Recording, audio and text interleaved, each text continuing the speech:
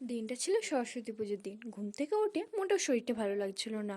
আর সরস্বতী পুজোয় না সাজলে হয়, তাই ঝটপট হয়ে গেলাম রেডি। তারপর আমার এক বান্ধবীর সাথে চলে গেলাম ঘুরতে, কিন্তু কোথায় ঘুরতে যাব তখন আমাদের কিছুই ঠিক করা হয়নি। তারপর ঠিক করা হলো যে একটা পিসির বাড়ি যাব, তাই টোটো ধরে রওনা দিলাম পিসির বাড়ির উদ্দেশ্যে।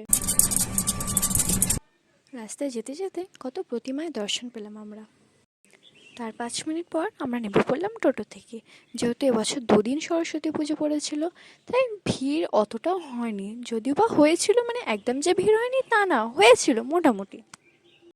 তারপর মিষ্টি নিয়ে আমরা 3 বান্ধবী চলে গেলাম পিসির বাড়ি।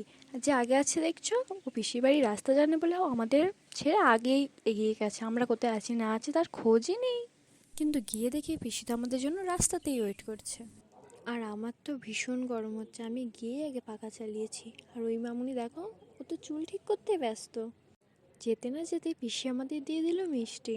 তারপরে এই দুইশোকে ভেবেছে হয়তো আমি ফটো তুলছি, তাই ওরা কীভাবে স্ট্যাচু হয়ে দাঁড়িয়ে আছে দেখো। তারপর পিসিকে টাটা করে বেরিয়ে পড়লাম আমরা। আর বাইরে বেরোতে না বেরোতেই দেখো আমার মুখের কি অবস্থা। সূর্য মামা যেন রেগে গেছে। আর কি করা যায়, এই রোদের মধ্যেই আবার টোটো ধরে আমরা চলে এলাম আন্দুর রাজবাড়িতে।